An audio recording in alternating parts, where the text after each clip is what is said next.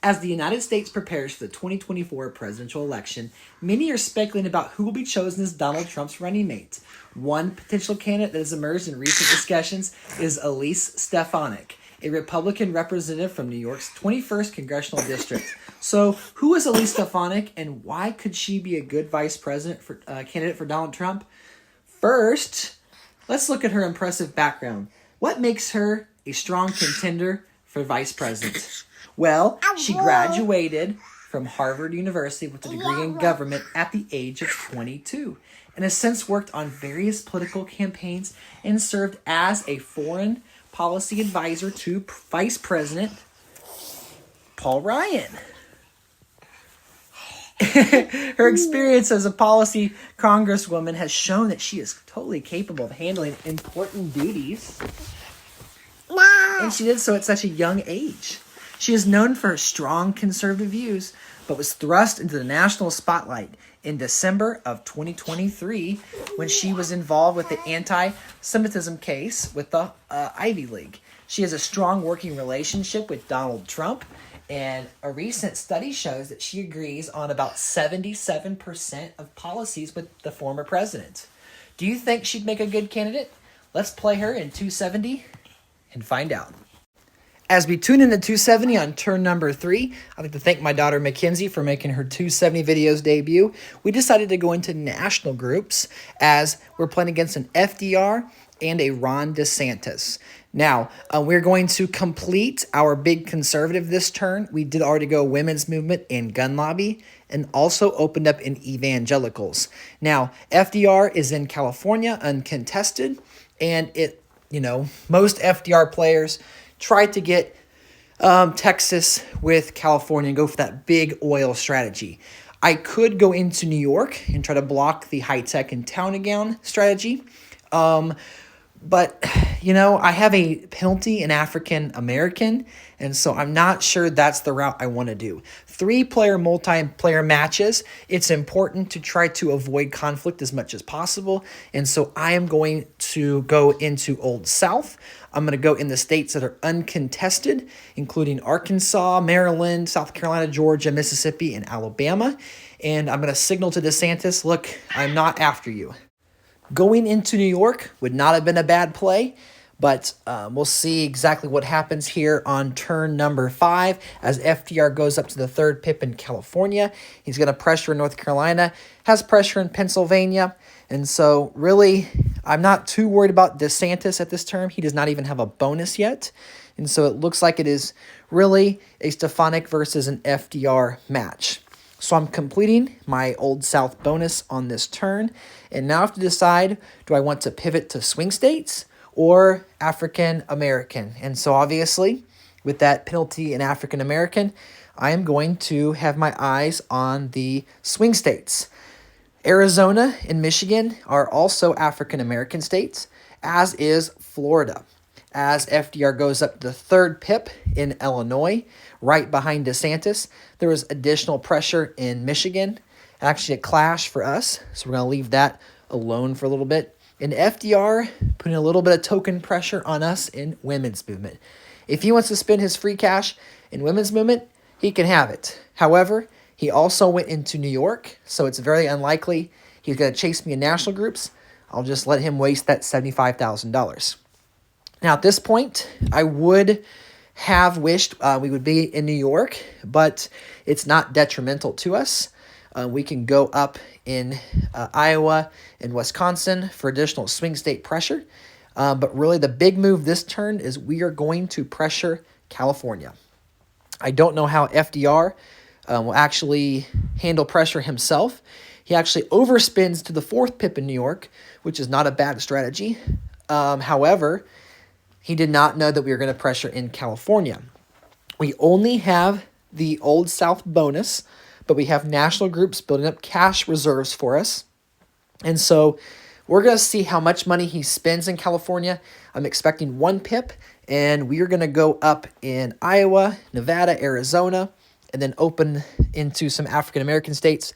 That will secure the swing state bonus. We're also going to pressure in Tennessee. Again, it's a manufacturing state. It's an African-American state with no intentions of overtaking DeSantis there until we have to. It is turn 8, so a ballot is likely a few turns away. But Stefanik is making her move, and FDR made his move, going up 3 whopping pips in the state of California. As we watch the remainder of the feed, it looks like there are going to be no other bonuses that change hand. We're sitting with 132 electorals. We have 2 bonuses, the Old South and swing states, and all of our national groups still. So FDR did not attack us in women's movement.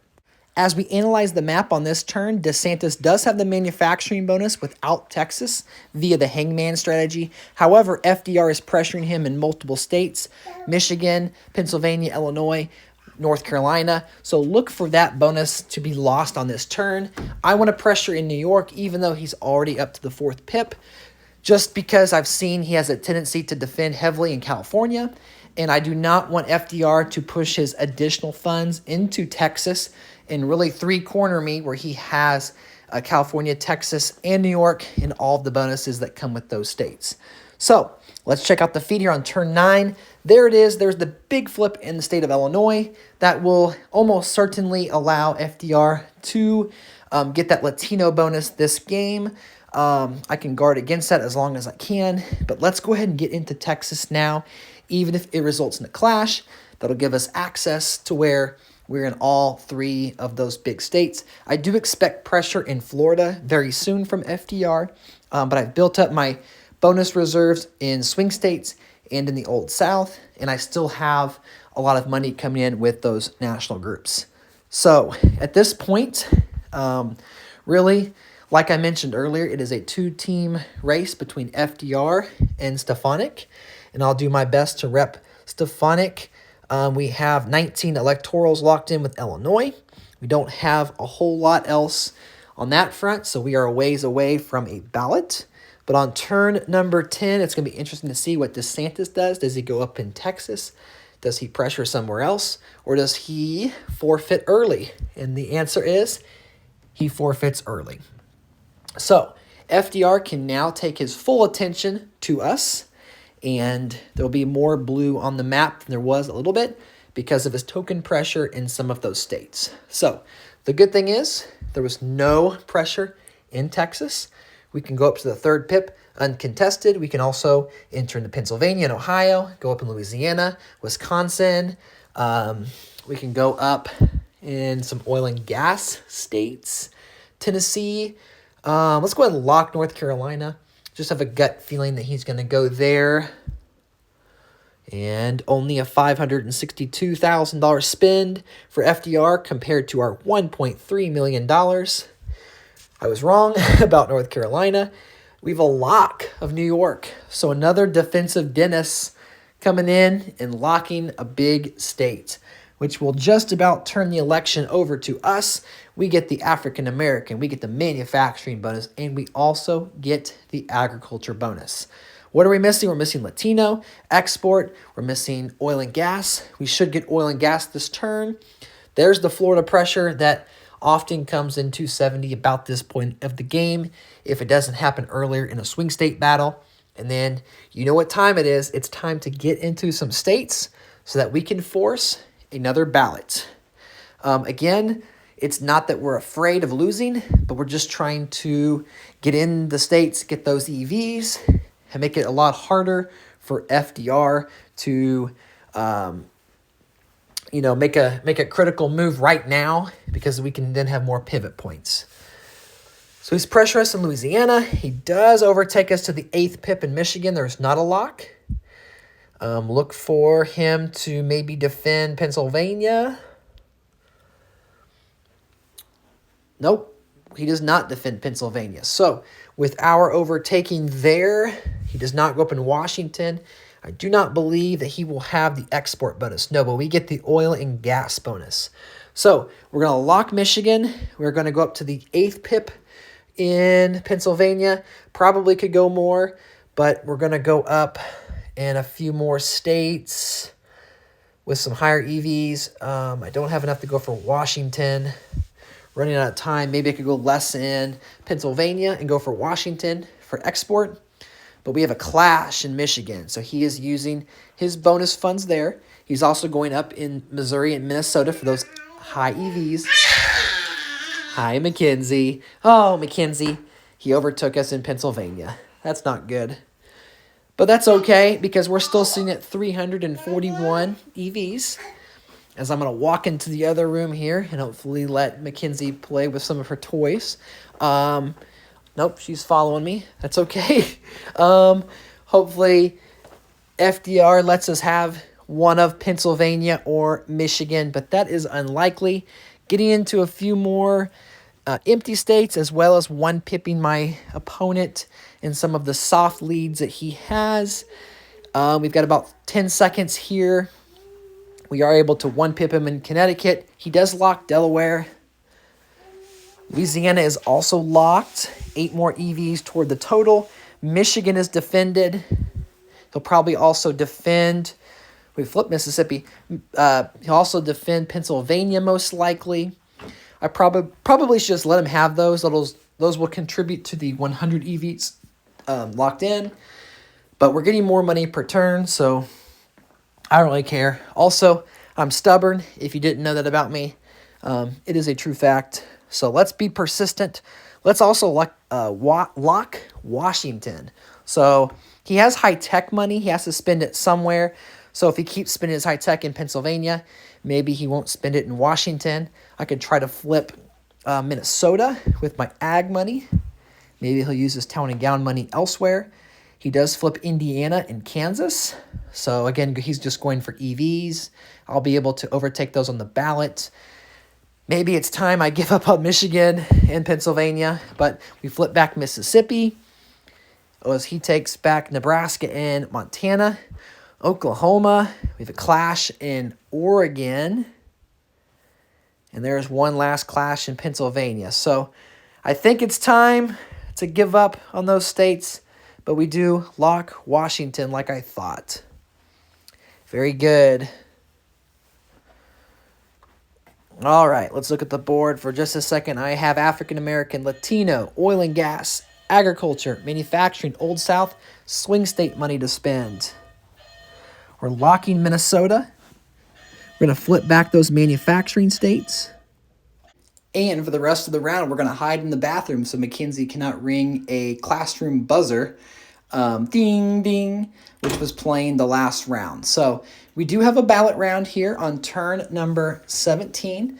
So we're going to lock Massachusetts. Going to go up in more town and gown states. He did a tendency to go up by 2 pips. So we're going to take note of that. And we're going to go up by 3 pips or more in these states, including in Missouri, which is 10 EVs. Kentucky, I don't think he'll go up. So we'll go 1. We're going to leave Connecticut alone. We're going to lock Georgia instead. Wisconsin, 8th pip. And probably Mississippi's okay. Probably Florida's okay. But let's try to manipulate our funds to use bonus money and not pure cash. And we have this Latino money and AA money. Is there any way we can get Latino in Florida? Trying to play around with it here, locking New Hampshire again. And no, we couldn't spend the Latino money, but there's really nowhere to put it. He's not pressuring me in any spots. So Georgia is successful. So this is going to be a pretty enormous win for Elise Stefanik. What do you guys think about Elise Stefanik as a candidate? I think she's probably pretty mid. She doesn't really hurt you in too many spots. You can play her as a traditional conservative candidate. But as a vice presidential candidate, I'm starting to open my eyes to her as a real running mate. A lot of people are talking about her and her values and standing up for things that she believes in. She's also gone against the president in some things, like his initial ban, his travel ban on some countries back when he was president. She was pretty vocal about that. She supported him through the impeachment process. I also think that Donald Trump trusts her, which is something that's really important when he's going to choose his vice president. Darren Hall, thank you for the game. And guys, thank you for watching. I'll catch you guys in the next 270 video. Don't forget to like and subscribe to help us reach 5K before Election Day. Have a good day, guys. Strategy, advice, fun. 270 videos.